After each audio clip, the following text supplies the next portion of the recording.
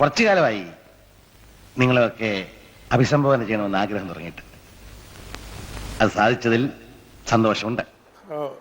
വിനു, ഇത് കേരളത്തിലെ ജനങ്ങളുടെ മുന്നിൽ നമ്മൾ കുറേ നാളായി പറഞ്ഞിരുന്ന കാര്യങ്ങൾ യഥാർത്ഥത്തിൽ അക്ഷരം പ്രതി ശരിയാണെന്ന് ഇപ്പോൾ അൻവറും CPM-ഉം മത്സരിച്ച് പറഞ്ഞുകൊണ്ടിരിക്കുകയാണെന്നാണ് ഞാൻ വിചാരിക്കുന്നത്. 100% ഞാൻ യോജിക്കുന്നു.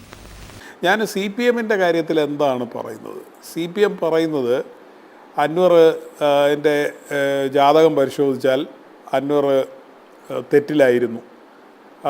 അത് തെറ്റായ നിലപാട് സ്വീകരിച്ചിരുന്നു, കോൺഗ്രസ്സിലായിരുന്നു. പിന്നീട് ശരിയായ നിലപാട് സ്വീകരിച്ചു, CPM-ലായി. ഇപ്പോൾ വീണ്ടും തെറ്റായ നിലപാട് സ്വീകരിച്ചു, പുറത്തുപോയി. അതായത് നമ്മളുടെ കൂടെ നിന്നാൽ ശരിയായ നിലപാടും പുറത്തു നിന്നാൽ തെറ്റായ നിലപാടും എന്ന് പറഞ്ഞുകൊണ്ടിരിക്കുകയാണ് ചെയ്യുന്നത്. ഇതെങ്ങനെ മനസ്സിലായി? It's called common sense. ഇത് കേരളത്തിലെ ജനങ്ങളുടെ മുന്നിൽ ഇങ്ങനെയല്ല സാധാരണ CPM പറയുക.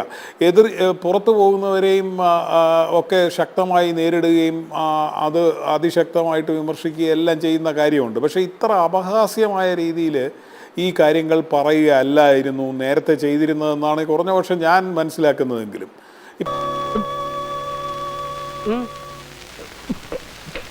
ഇപ്പോൾ തന്നെ പാർട്ടിയുടെ ജില്ലാ സെക്രട്ടറിയാണ് പറയുന്നത് ഇദ്ദേഹം കഴിഞ്ഞ 5 വർഷം തികഞ്ഞ പരാജയമായിരുന്നു. അപ്പോൾ എന്താണ് ഇദ്ദേഹത്തെ വീണ്ടും തിരഞ്ഞെടുക്കുന്നതിൽ വിനു ചൂണ്ടിക്കാണിച്ചതുപോലെ ഇദ്ദേഹത്തിൻ്റെ ക്വാളിഫിക്കേഷനായി കരുതിയിരുന്നത് എന്താണ്? എന്താ യോഗ്യത എന്നല്ലേ നീ ചോദിച്ചേ? ഇടത്തുനിന്നും വലത്തുനിന്നും കൈ നീട്ടുമ്പോ കണക്ക് നോക്കാണ്ട് വാരി തന്ന തന്നെയുണ്ട യോഗ്യത. അൻവർ ഏതാണ്ട് ഒരു കേരള PB അംഗമായിരുന്നു. ഇവിടെ KS എന്നൊക്കെ പറഞ്ഞ് കേരള അഡ്മിനിസ്ട്രേറ്റീവ് സർവീസ് പോലെ തന്നെ കുറേ നാളായിട്ട് കേരളത്തിലെ പാർട്ടിക്ക് അങ്ങനെ ചില സ്വയം പ്രഖ്യാപിതമായിട്ടോ അല്ലെ ഇതുപോലെ തലയിൽ കൈവച്ച് ആശീർവദിക്കപ്പെട്ടതോ ആയിട്ടുള്ള കുറേ PB അംഗങ്ങൾ ഇതുപോലെ ഉണ്ട്.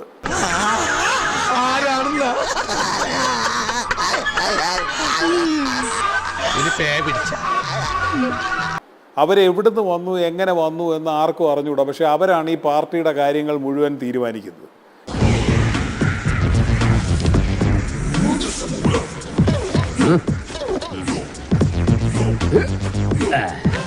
ഈ പാർട്ടിയുടെ ജില്ലാ സെക്രട്ടറിക്ക് ഇങ്ങനെ ഒരു അഭിപ്രായം ഉണ്ടെങ്കിൽ സ്ഥാനാർത്ഥി നിർണയത്തിൻ്റെ സമയത്ത് ഇങ്ങനെ എവിടെ പോയിരിക്കുകയായിരുന്നു? ഇദ്ദേഹത്തിന് ഇതൊന്നും പറയാനുള്ള അവസരം ഉണ്ടായിരുന്നില്ലേ? ഇപ്പോഴാണോ മൈക്ക് കെട്ടി പറയാനുള്ള സ്വാതന്ത്ര്യം വരുന്നത്? അപ്പോൾ എന്ത് പാർട്ടിയെക്കുറിച്ചാണ് നമ്മൾ ഈ സംസാരിക്കുന്നത്?